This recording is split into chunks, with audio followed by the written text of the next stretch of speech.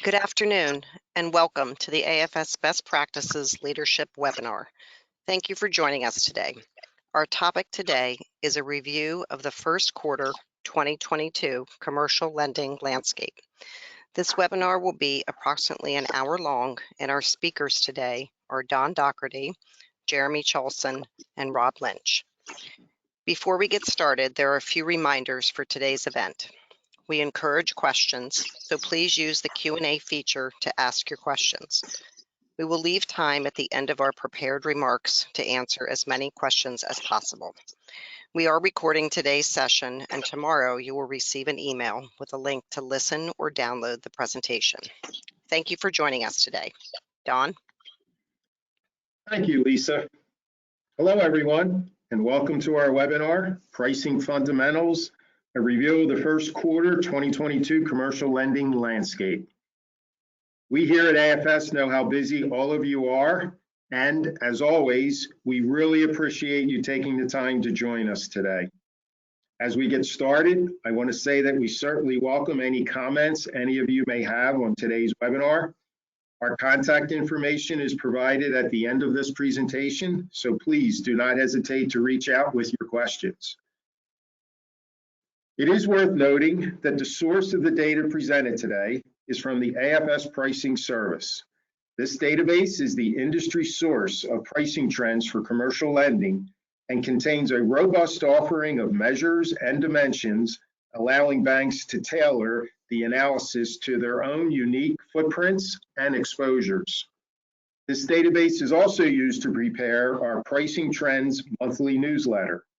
Again, please reach out to us if you are interested in learning more about our pricing service or if you are interested in receiving our monthly newsletter. On slide 4 is our agenda for today, which continues to be influenced by our customers and prospects, and we thank you for your continued feedback. For today's presentation, we will start with a look at the broader market and economic forces shaping commercial lending trends. Next, we will analyze trends in commercial loan growth. And as many of you are aware, commercial loan growth for the industry as a whole accelerated at the end of 2021. And it was nice to see that rebound extend through the first quarter of this year. Following our loan growth analysis, we will look at market trends in commercial loan pricing and fees. From a loan pricing standpoint, March was significant in that we witnessed the first Fed rate hike in more than 3 years. With yesterday's rate hike and more rate hikes likely in the coming months, there are forces that may temper the benefit that banks realize in the form of higher margins. These forces include excess liquidity in the banking system today and fierce competition for the best customers. We will finish up today's presentation showing you an example of how we provide these types of pricing analytics to our client banks. Specifically, we will provide an example of what we call a pricing guidance file that you can think of as a way to visualize pricing opportunities and risk-return deviations within your bank's own portfolio. On slide 5, we provide a summary of the U.S. economy and highlight 4 variables central to commercial loan demand. In our last webinar, we noted that the economy was heating up and C&I loans were growing. Since that time, the impact of Omicron on economic growth has become apparent. Real GDP growth, which is a leading indicator for commercial loan growth, was negative for the first quarter of 2022, ending the expansion we have seen for the last year and a half. What is becoming a bigger headwind for loan growth is inflation. The year-over-year change in the CPI remains well above historical norms, even when excluding food and energy prices. High inflation prompted the Fed to raise short-term interest rates in mid-March. And yesterday, another Fed rate hike, again in response to burgeoning inflation pressures, which at 50 basis points was the largest rate increase since May 2000. The challenge the Fed has, and the challenge for bankers, is that interest rate increases could hinder economic growth and dissuade borrowers from taking out new loans. Thankfully, in terms of commercial loan growth, some macroeconomic measures are still favorable. For example, the labor market is pretty much at full employment, with the unemployment rate trending at 3.6% at quarter end. And while business confidence has taken a hit due to the fallout from Omicron and the Russia-Ukraine conflict, it is still trending well above the long-term average. Altogether, these factors make forecasting loan growth over the next year a difficult exercise. Despite these uncertainties, there are a handful of segments in the commercial loan market that continue to expand at a rapid pace. Rob will highlight these sectors and geographies in the loan growth section of today's presentation. Next, on slide 6, from a historical point of view, there is currently an imbalance between loans and deposits. Government stimulus and support at the start of the pandemic injected an enormous amount of cash into the banking system, and the resulting impact was a surge in deposit growth. Conversely, loan volumes outside of the Paycheck Protection Program were slow to grow, and for some sectors were down throughout the pandemic. The result is that the industry-wide loan-to-deposit ratio fell from between 70 and 75% a few years earlier to between 55 and 60% at the end of 2021. This imbalance has definitely made loan growth a top priority for many commercial banking executives, which has been reiterated on several first quarter earnings calls. The loan to deposit trend has implications for loan pricing as well.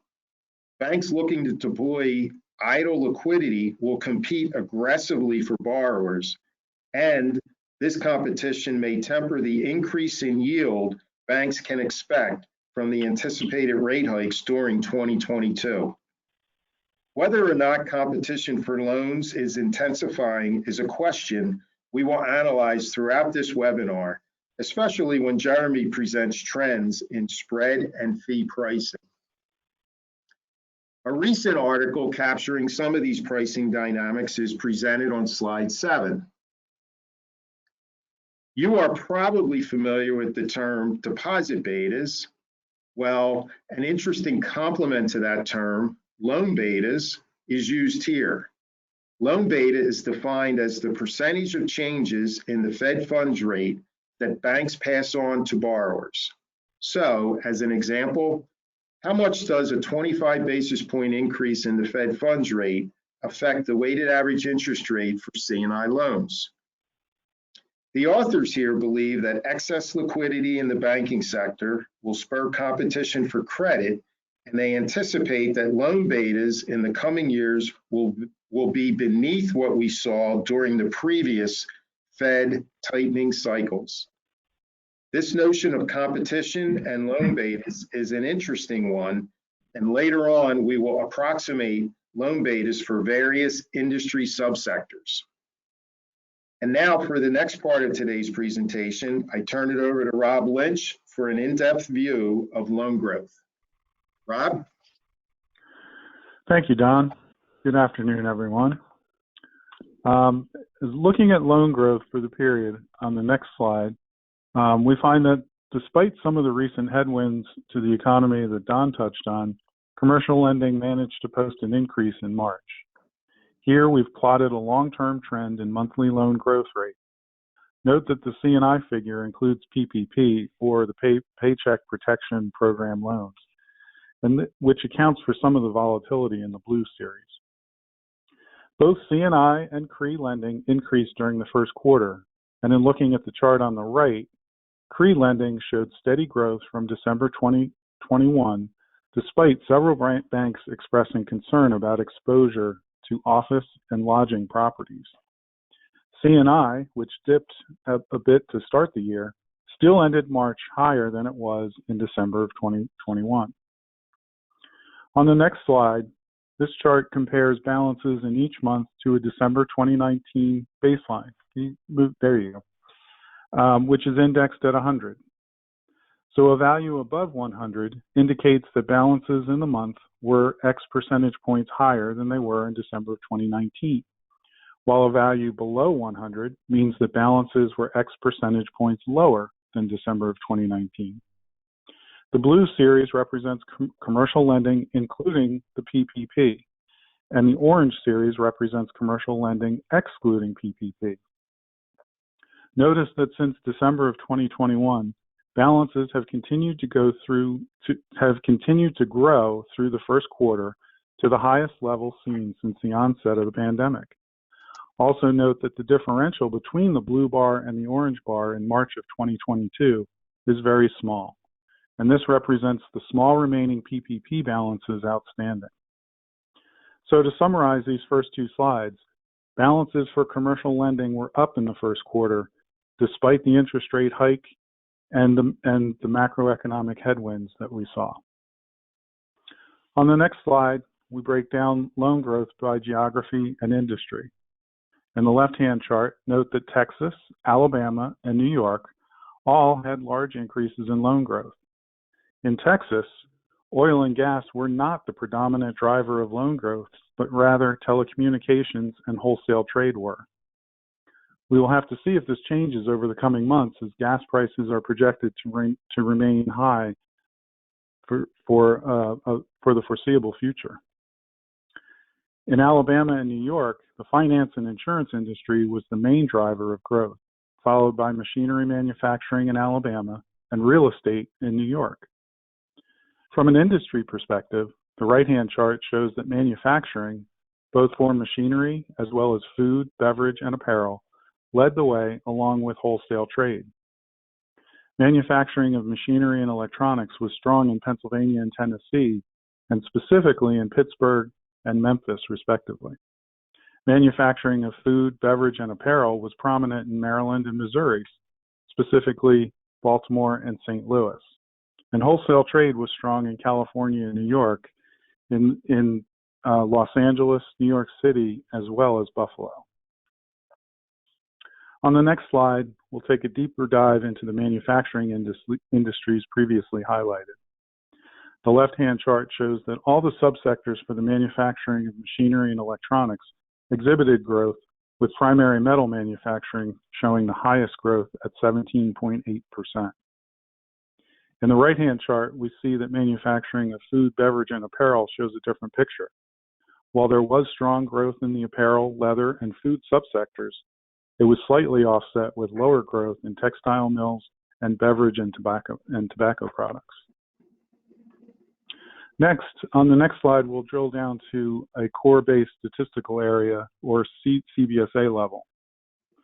On this slide, we take a look at loan growth across the country and highlight the largest growing CBSAs. You can view this as a heat map of sorts, with the larger bubbles indicating the strongest growth cities. In the first quarter, the Dallas metro area showed strong growth, coming primarily from telecommunications. In the Northeast, New York, Baltimore, and Boston all showed strong growth. Finance and insurance and real estate were the main drivers in New York City. Healthcare and food manufacturing were the drivers in Baltimore, with Boston being a more broad-based growth with multiple industries showing a moderate increase. Next, let's take a look at revolving lines of credit. As we highlighted in previous webinars, line utilization is a key component of loan growth, and during the last 2 years has been below historical averages. Over the last 6 months, we have seen a gradual increase in utilization, thereby helping overall loan growth. The top chart shows a trend for bilateral line utilization, and you can see a continued slow uptick in utilization in the first quarter, going from 34.6% at the end of December to 35.2% at the end of March. In the bottom chart, we're showing some of the industries with the largest movement in line utilization. The most pronounced increase is in 311 food manufacturing, which just crossed over the pre-pandemic average noted by the dashed line. 333 machinery manufacturing is still well above the pre-pandemic average, along with well below the pre-pandemic average, along with 623 nursing and residential care. But both made advances in the current month, while 237 civil engineering and construction is far above the pre-pandemic average and continuing to increase. Next, we'll move to new and renewed volume. This slide shows a trend of new and renewed volume for C&I and CRE loans. As depicted on the chart, there was a substantial increase in both the current month as well as from the year ago period for both new and renewed balances. This growth was both from an increase in the line utilization, as we saw in the previous slide, as well as new loan generation and renewals being closed. The next chart shows new and renewed balances broken out by industry segments. Real estate garnered the largest share of new and renewed balances overall, but were slightly down in the first quarter of 2022 from the fourth quarter of 2021 as a percentage of overall new and renewed balances. Of the highlighted subsectors. Can we go to the next slide, please? Oh, sorry. There we go. Thank you. Thank you. Thank you, Jeremy. Of the highlighted subsectors, 3 are in the finance and insurance industry. And combined, they capture a very large share of new and renewed balances. It is important to note that many of the borrowers in these subsectors are private equity firms and non-bank lenders that cater to riskier borrowers. It will be interesting to follow these balances over the coming months to see how they hold up in the current rising interest rate environment. With that, I'll hand the discussion over to Jeremy Charlson, who's going to give us an update on pricing, spread, and fee metrics. Jeremy? Great. Thank you so much, Rob. Really a pretty interesting quarter. I think we were pleasantly surprised to see that growth was indeed positive, despite some of the cross currents that Don had pointed out in the economy. So hopefully that trend will continue in the second quarter of this year. Renee, could you go to the next slide, please? So for this pricing section, we'd like to begin with a look at the broader pricing environment. And what we have here are trends in 4 market rates that are all very relevant to commercial loan pricing. Now, as Don pointed out, March was very significant in that we witnessed the first Fed interest rate hike in more than 3 years. That occurred in mid-March, and then as Don pointed out recently, on May 4th, Star Wars Day, for those of you that are Star Wars fans, we saw another very large Fed increase. So here, if you kind of follow in clockwise order, you can see that in mid-March, we did see that rise in the federal funds rate. Now, the short-term impact of this move is that commercial loan yields did increase. We'll show you an example of that in just a moment. And that will have a favorable impact on NIMs. I think the question is, going forward, how much of this increase is actually going to translate into higher margins for banks? We're still hearing anecdotally from all of you on the line and from the client banks that we work with that competition is still very intense, and that could limit the loan betas, that term that Don used, going forward as the year progressed. Now, for the time being, that is, banks with higher percentages of floating rate loans, for those tied to, say, Prime or SOFR, those banks will experience the most benefit in the short term. And you can see here on the slide that the prime rate, the bank prime rate, and daily SOFR rates both increased in March following the Fed interest rate hike. The SOFR trend plotted here in the bottom left, that's actually daily SOFR. And while a material amount of the loan volume is still tied to daily SOFR, we're seeing an increasingly large share of net new commercial loan volume tied to 1-month term SOFR. So as a reminder for you not maybe familiar with kind of all the SOFR dynamics, SOFR is a backwards looking risk-free rate as contrasted with LIBOR, which is a forward-looking credit-sensitive rate. And to make SOFR more forward-looking, in recent months, the derivatives market has synthesized a term structure based on SOFR futures. Now, when SOFR was first introduced, there was some concern that it would be more volatile than LIBOR, and in particular that it would perform differently than LIBOR or the related Ameribor during periods of stress, such as COVID-19, and to a lesser extent what we're experiencing now with the fallout from the Russia-Ukraine crisis. So the implication is, well, what would this mean for banks in terms of the credit adjustment that banks have to add for SOFR if we're seeing pretty wide divergence during periods of stress? Now that the Fed has raised rates, the gap between 1 month LIBOR and 1 month SOFR, that has jumped to over 14 basis points. That difference had been negligible when the Fed funds was at the zero lower bound. So again, it does raise some questions about how banks are going to incorporate SOFR into their pricing decisions, and specifically how they're going to adjust for the credit adjustment to make SOFR more LIBOR or Ameribor-like. We kind of get at that idea here in the bottom right graph, where I'm plotting the trend in SOFR as well as Ameribor being a credit-sensitive rate similar to LIBOR. And you can see the difference in the 30-day average as that gray bar behind the lines. That difference has increased in recent months. It hasn't spiked or gotten too volatile, but it's definitely something to keep an eye on, because if credit markets remain somewhat volatile, whether because of the Russia-Ukraine conflict or some other headwinds that Don and Rob had alluded to, we could see a wider divergence between SOFR and these credit-sensitive rates. Again, that can be a very important factor to consider as the market moves more and more away from LIBOR and towards rates like SOFR. Next slide, please, Renee. So here we can see the impact the most recent Fed rate hike has had on recent new and renewed loan pricing. We have a picture for C&I loans on the left and then a picture for CRE on the right. So what you can see here is that if you look quarter over quarter for C&I loans, the weighted average interest rate increased 6 basis points for the new C&I deals, and it was up 11 basis points for the renewals over that period. While it's not shown here, if we would have split this trend by index, the C&I loans with fixed pricing had the largest quarter over quarter increase, followed by floating rate loans that were tied to SOFR. I actually think what's a little bit more interesting is that we actually observed quite a bit of intra-month volatility in March, specifically around the Fed's rate hike.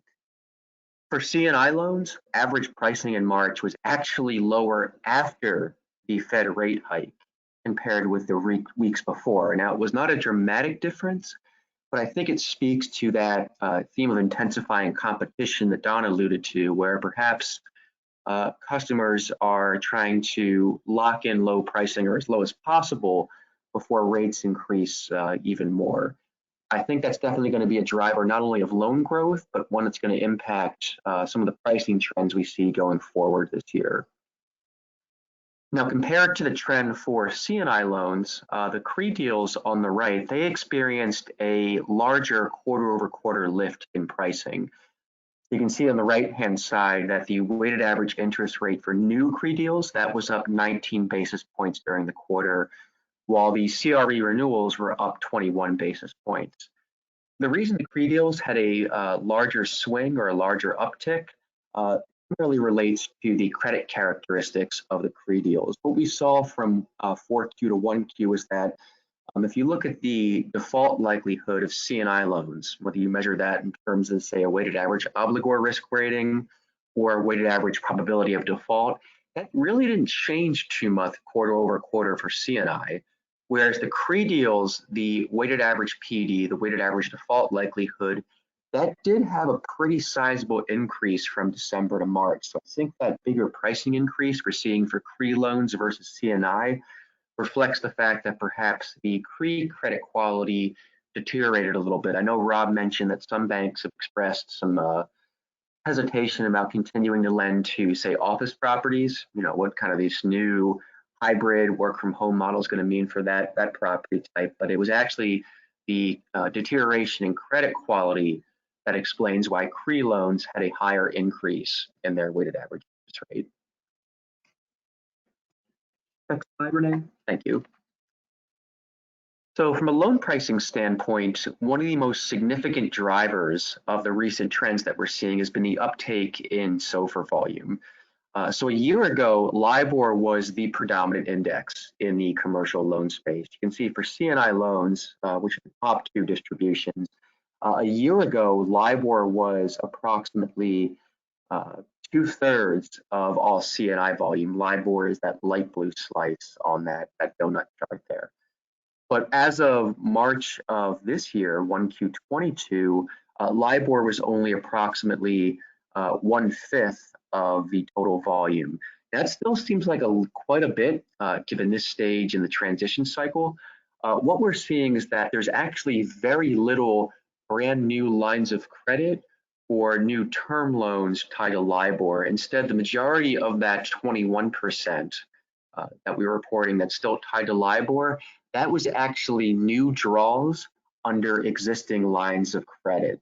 So that's where, for example, the pricing terms are still tied to LIBOR, but they're not brand new lines of credit. They're not brand new term loans. We saw maybe one or two of them still tied to LIBOR.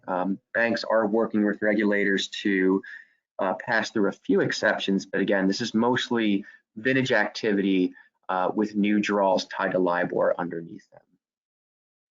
Now, in place of LIBOR, SOFR, which is the yellow series on these donut charts, that has become the leading index for C&I loans. It's a little over 1/3 of all the volume, new renewed volume reported in 1Q22. Daily SOFR was initially the most popular flavor of SOFR used to price C&I loans. But as of March, 1-month term SOFR, and we mentioned that the derivatives market has created a term structure for SOFR, that is being used more and more to price C&I loans.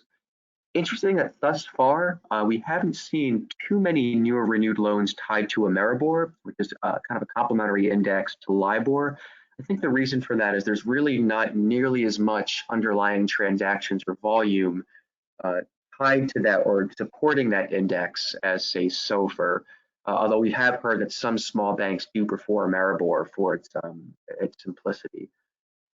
By comparison, BSBY, which is the red series, we have seen some traction in the C&I space around that particular index. That comprised about 4% of the new and renewed C&I deals as of March.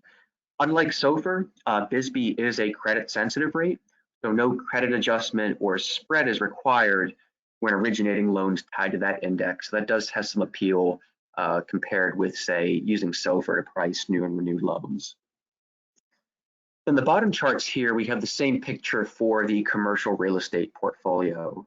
And similar to the C&I trend, we can clearly see the migration away from LIBOR to other floating rate alternatives for CRE loans. Specifically, SOFR has become more entrenched in the CRE space than actually C&I. More than half of all the CRE new renewed volume in the first quarter of 2022 was tied to SOFR. So it really shows you just how intense and pronounced that migration has been year over year. The percentage of CRE loans with fixed pricing, fixed here is the dark blue series, that was up only modestly year over year. And that's actually a trend that surprised me a little bit. Neither C&I nor CRE really saw a big increase in fixed rate volume. Before looking at this data, I would have guessed that perhaps some customers may have tried to lock in low fixed rates, since we know that we're currently underway with a Fed tightening cycle and rates are going to go up. But I think one dynamic to consider here is the impact that non-banks have had both in the middle market space and for commercial real estate lending. What we've seen over the last several years is that an increasingly large share of borrowing has moved into the secondary market, where companies like insurance companies or other non-bank firms are getting really aggressive with term structures and fixed pricing. And I think to some extent, we're seeing that reflected in these charts, where commercial banks are exercising more discipline when it comes to fixed pricing, and perhaps may even be losing some of that business to these other financial players that are much more aggressive with things like duration risk and fixed pricing. Next slide, Renee. Now, earlier we asked the question of whether excess liquidity in the banking system would intensify the pricing competition for new loans. So recall that Don had plotted the trend in the loan to deposit ratio, and it really shows you just how much that ratio has come down over the last several years, which is going to really spur banks to make loan growth a priority, and by consequence, we might see more competition. So here's a barometer for that. We're looking at weighted average spreads on new and renewed C&I loans tied to prime. While spreads on prime-based loans, they have oscillated over the last several quarters, the overall slope of the trend is downwards. In fact, in 1Q2022, we actually saw the lowest average prime spread in several years. That came in at 23 basis points, which you can see is much lower than typically what we've seen in prior quarters. Now, one explanation for that low prime reading in March, it could very well be competition, that some banks, again, are willing to cut spread or offer lower spreads in order to win volume. But I do think there are a few other factors to consider here. For instance, some banks that we work with have been slower to adopt SOFR than others. And in fact, more than one bank in our database appears to be using prime as a temporary substitute for LIBOR. So to render the prime loans more LIBOR or SOFR-like, if you will, these banks issue prime loans with negative spreads so that the effective rate is equal to a LIBOR or a SOFR loan with a positive spreads. And I think it's some of these prime loans with negative spreads that are probably weighing down the average to some degree in 1Q22. Now, the practice of offering prime spreads with negative or prime loans with negative spreads, I think that has a type of what you might call psychological or marketing appeal. So recall that with SOFR, whether it's daily SOFR or term SOFR, that requires both a regular spread as well as a credit adjustment, since again, SOFR is a risk-free rate. So SOFR is essentially, so banks that have baked the credit adjustment into the spread for SOFR loans, it does make the margin appear higher for the SOFR activity, even if the all-in rate is comparable to what we'd see for a LIBOR loan or a prime loan. Having to incorporate that credit adjustment into the regular spread for SOFR loans, again, it makes the margin look higher, and for some customers, they might be balking at that. So being able to instead say, hey, we'll give you a prime loan with a negative spread, again, even though it's the same effective rate, I think there is some psychological appeal to doing that. So it's really just another example of how SOFR has changed pricing dynamics in the loan market, and certainly a trend that we'll continue to update you on in the months that follow as SOFR uptake continues to gain traction in the market. So speaking of SOFR, here we can actually look at spread pricing trends for the SOFR loans, and we've divided it into C&I on the left and the picture for commercial real estate on the right. Now these spreads are the quote unquote total spread of the SOFR loans, meaning they're inclusive of the credit adjustment that banks have to bake into them. What we saw for C&I loans on the left is that spreads on new renewed loans tied to SOFR really varied widely during the second half of 2021. That was because market adoption of this index really didn't accelerate until much later in the year. The volume then began to stabilize around November and December. So I think it's the fact that we really didn't see a heck of a lot of SOFR loans early on for why those spreads were oscillating from 160 bips all the way to 209 earlier in this trend. Thankfully, that trend did stabilize through the first quarter. SOFR spreads, they were up from February to March for C&I loans. You can see they went from 174 to 184. They were down ever so slightly, though, on a quarter-over-quarter basis. Now, for CRE loans on the right, the weighted average SOFR spread oscillated within a pretty narrow band over the last several months. As of March, the average SOFR spread for CRE loans was 211 basis points, which was well above the C&I average in that same month of 184. Note, though, that the CRE loans, again, they typically display less favorable credit risk than the C&I volume. But I think the higher spreads there in the CRE space reflect the fact that more of those deals are risk rated, say, low pass than we're seeing in the C&I space and for C&I loans tied to SOFR. Next slide, Renee. Thank you very much. Now, speaking of credit risk, there certainly are some broader economic frictions that could impact the outlook for commercial loan credit quality, as well as the trends in spread pricing that we're going to see going forward. So these include, among other things, we have the fallout from the Russia-Ukraine crisis, which in some cases really exacerbated prices and even supply chain issues in some cases. Inflation is still very, very high. That's a mixed bag in terms of loan growth, but one way it can hurt loan growth is that if it dents consumer confidence or it dents consumer spending, that can hurt businesses as well. And then we still have, supply chain issues and just other bottlenecks that really are impacting many businesses across the country.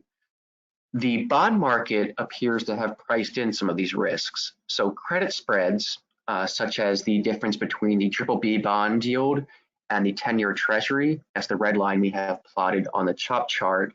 Credit spreads, if you measure it in that respect, have actually widened quite a bit from December to March. I think it's actually a little bit above the historical average as of the end of March. So we thought it would be interesting to see whether banks are in similar fashion tightening spreads for riskier borrowers. Surprisingly, when we look at the new renewed SOFR volume, we're not seeing that same trend play out in the C&I lending space. In fact, for the low pass borrowers, those rated 06 on our standardized obligor risk rating scale, SOFR spreads actually narrowed year over year. I was a little bit surprised to see that. I would have thought that perhaps banks might have gotten a little bit more conservative in terms of pricing for that area of the market, because that's where a lot of the leveraged loans are, and it's right before a special mention rating on our scale. And really across the risk spectrum on a quarter over quarter basis, spreads were either only marginally higher or actually down when you stratify it by risk. The only segment to actually see an increase in SOFR spreads quarter over quarter was the best risk band, funnily enough, where it went from 107 to 122 bips year over year. Now, this doesn't necessarily mean that banks are getting too aggressive or that they're not concerned about some of the broader economic forces at play here. I think for a lot of the regional banks that we work with, they're probably a bit more insulated from things like the fallout from the Russia-Ukraine crisis. I know that while some businesses are concerned what it's going to mean for economic growth, and certainly inflation is a top of mind concern for a lot of businesses, we have seen that in some parts of the country, growth is still very robust. Rob had that chart a little while ago where he looked at growth by state, and you can see some areas of the country are still growing very rapidly. So it could be competition is weighing down spreads. It could be that banks are saying, well, at least for the moment, we're not terribly concerned about default risk. Credit quality is still pretty good, and therefore we don't see a need to tighten spreads for the riskier borrowers. This could change as the year goes on, so we'll definitely keep you abreast of those trends. But for now, we are not seeing spreads increase materially, or we're not seeing banks tighten standards when we look at pricing stratified by risk. Next slide, Renee. So in prior webinars, we made the point that market trends vary widely by geography. Even when we isolate for things like industry, risk rating, whatever it may be, we still see statistically significant differences across the country in terms of rates. What we have here is kind of a heat map, if you will, of pricing across the country. So the numbers as well as the colors indicate weighted average interest rates for the country. Really shows you just how diverse those profiles can be. We have, and part of this reflects the strengths of the local economies. Some states perhaps are growing faster than others. It could reflect the number of banks in a given state or a given metro. Some areas of the country are more competitive than others, but boy, there's really a great deal of diversity when you stratify it by geography. Whenever we onboard a client to the pricing dashboard, we always look at these kind of trends across their footprint. And one of the ways that we can deliver market information to you is actually create pricing scorecards that reveal average rates, spreads, and fees by size and tenor for your individual metros. So we can take all the views that you see here in this webinar and focus it just on the cities that you operate in to really account for the diversity that we're seeing here in pricing. Next slide, Renee. And here's kind of one such example of that, where I've actually drilled into a number of local markets. We have some of the biggest CBSAs in our database, areas like New York, Philly, Atlanta, and so on. And I mentioned that pricing varies across geography, but the same can be said within individual markets. Even when you look, say, just in New York or Philadelphia, we see wide pricing dispersion across the banks. One thing I like to do, and one thing we like to do with our clients when we're first kind of onboard them to the service, is we like to look at the dispersion between the min and the max bank in each of those metros, because that's a really good barometer for the degree and magnitude of pricing competition in those markets. And in particular, I like to look for cities that have low and narrow profiles. You can see maybe Boston's a good example of that, Boston being plotted second from the left, where its average spread is beneath the national average, and pricing tends to be very narrow and skewed a little bit lower than we're seeing for several other markets. That would indicate that banks in Boston don't have a great deal of latitude to price above the market average. So again, we like to look at this whenever we onboard a new bank. We like to look at, for each of those cities, which ones are the most competitive, and conversely, which ones might have more pricing variation within them. Because markets that have wider tails, those could be opportunities where perhaps you could increase spread. So it really, again, shows you just how important geography is to pricing model. And again, we work with banks to really analyze these trends at a very granular level. Now, like geography, industry is another dimension against which pricing can vary quite considerably, both in terms of average interest rates and trend sensitivity. So I want to go back to a term that Don used, which was loan betas, which again is really defined as how much of the change in the Fed funds rate is distilled into loan rates, say weighted average interest rates. And so I've tried to approximate here loan betas for 10 industry subsectors, 10 three-digit NAICS industries. And what I did to really kind of filter out or isolate for credit risk, because I'm just looking at loans risk rated 05, which is average on our standardized obligor risk rating scale. And that way, if we see a change in pricing, it's not attributable to a change in credit quality. Rather, it really is that pricing went up or down in that particular subsector. So the 5 industries at top, these were from February to March, the sectors that had the highest change in yield. And conversely, the industries at the bottom are the ones that had the lowest change in yields. You can see that on a month-to-month basis, credit intermediation, that went up 77 bips when adjusting for credit risk, followed by motor vehicle, and then oil and gas. So these are the sectors you might say have the highest loan betas month over month. And it'll be interesting to see if these profiles or these sectors continue to be the ones that have the largest increases in pricing as the Fed continues to raise rates. Conversely, the sectors at the bottom, they did not have a big change in rate month over month. And despite the increase in the Fed funds rate and the prime rate and SOFR, there were a few industries that even when adjusting for credit risk, actually had a decline in yield. Industries like wholesalers, which Rob had pointed out as being a big growth sector, food services, and nursing care. So it really just shows you again just how important industry is when trying to understand pricing trends, and that some sectors are much more sensitive to changes in the Fed fund rates than others.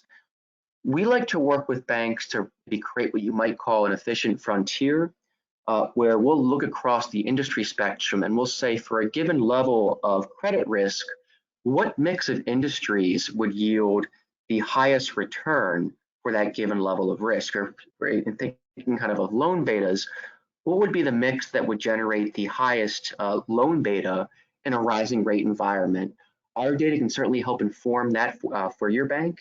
And we'd love to have that conversation with you to see how we could help you figure out what industry mix or what subsectors would help you achieve a target NIM or a target loan beta in the months to follow.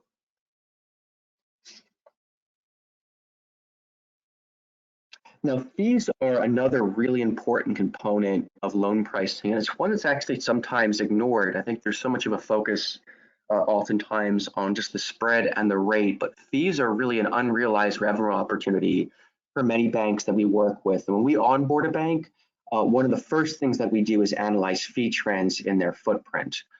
Here at maybe a more 10,000 foot view level, we're looking at market average fee levels and fee incidents.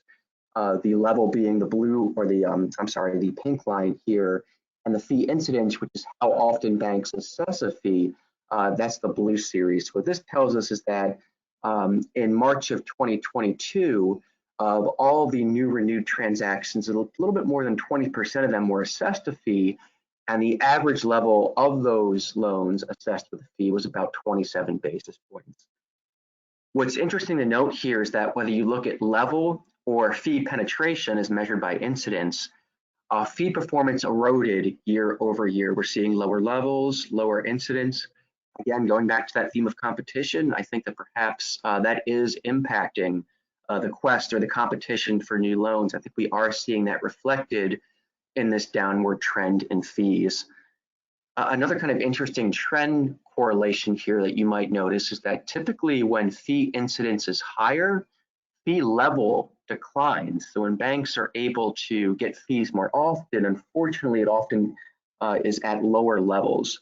This kind of mirrors what we see with spreads and new renewed volume, where when volume is more robust, oftentimes spreads are a little bit lower. So there could be kind of a supply and demand factor and dynamic here, but it's a really interesting correlation. And again, it really speaks to some of the competition that we're seeing take hold in the commercial loan space.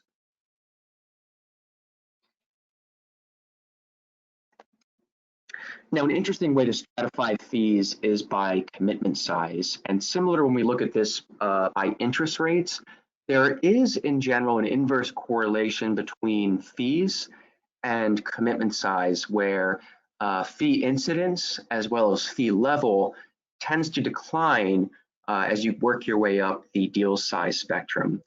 If we look year over year, what's interesting is actually fee penetration really declined in the smaller end of the market. So you can see for the smaller end loans, those that are under 250,000 in size, maybe more of your business banking loans, fee incidence declined from 22% to 16%. And we saw declines of similar magnitude for loans that are less than $500,000 in commitment size and those less than $1 million. But still on an absolute basis, the fee incidence, fee penetration, as well as the fee levels, they tend to be a lot lower in the larger end of the deal size space. That's because the credit quality of those deals tends to be better. We also tend to see a bit more competition in the larger end of the market. And so that's reflected in some of these lower fee metrics that we're seeing by size. But again, this is a really important driver of fee performance is deal size. And again, we'll continue to update this picture in the months that follow.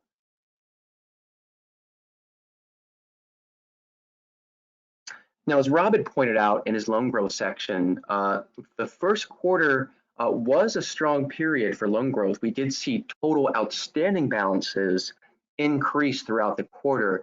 But in addition to growth in bank loans, we also saw growth in unused commitments as well. So in parallel, while outstandings were growing, so was the total exposure, and in some cases, the unused amount that we were seeing.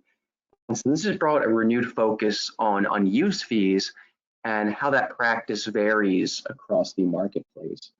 I will say with the banks that we work with, it varies considerably. For some banks, it's a matter of policy to really focus on getting unused fees.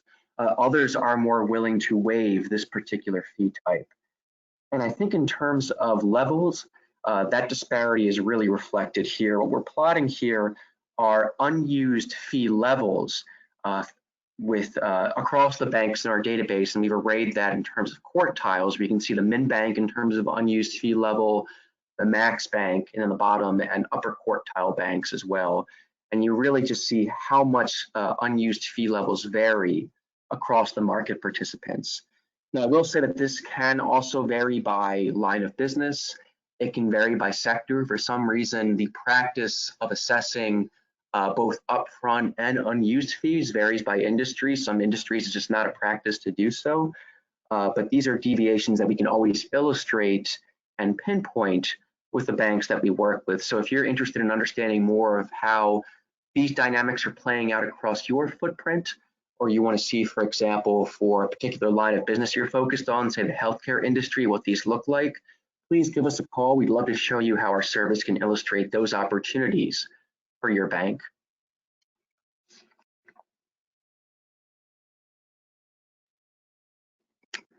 And just sort of to close out the presentation, I know we're coming up on the hour, I just wanted to show you one kind of real day in the life example of how we deliver pricing analytics to the banks that we work with. So we have a number of ways that we can deliver pricing information to banks. We have an online dashboard, which is more kind of a top-down way of analyzing market trends, similar to the charts and the views that you saw here in this webinar. But a really popular way of delivering the analytics is through what we call a pricing guidance file. And with that, what we do is we take all of your new renewed transactions in the period. We plot some indicative characteristics for them, like the industry, the line of business, the duration of them. And for each one of those transactions in your portfolio, we derive a market equivalent rate, spread, and fee level based on loans that share the same tenor, industry, geography, and so on. And that way we can illustrate pricing opportunities and gaps directly for loans in your portfolio. We have a sample of that here where you can see what this would look like for a sample bank. And, we've also illustrated in that bar chart a distribution of the variances between the bank and the market. And you'd be surprised to see just how significant that variation can be for a sample bank. But this is a really great file to illustrate those opportunities. It's a flat file Excel delivery. It integrates very easily into a data mart or data lake, or if you're using a tool like Tableau to kind of visualize opportunities. Again, it feeds very well into those kind of platforms as well. It's fully customizable. So if you have certain parameters, if maybe industry is not as important to you, but you're really focused on collateral and geography and tenor, we'll customize the view to meet the ways that you analyze pricing. We can look at this both at an obligation level, like you see here. We can roll it up to a segment level if that's preferred, where you can actually give this. We've seen one bank roll it up to a segment level, so that way RMs can be given a market equivalent price and interest rate and fee level for any potential loan that would walk through the door. So it's just a really great way of being able to distill the market insights into a single file. We'd love to speak more with you about how this could help your bank. And I believe, Renee, on the next slide, our contact information is on this slide. Again, as Don said, these webinars are in many ways client-driven. We really appreciate all the banks that support our service and subscribe to the pricing dashboard. We really appreciate all the banks that attend these webinars and give us good feedback. If you have any questions about our service, any questions about some of the trends we're seeing in the commercial loan space, or questions about ways that we can help you optimize risk and return at your bank, please by all means reach out to us. We love to have those conversations. So Renee, I think that concludes our 1Q market review. I know we have a few minutes left, so I want to leave some time for any questions or comments that may have come through the chat area. Yeah, I'm looking, Jeremy, and it looks like we do not have any questions today.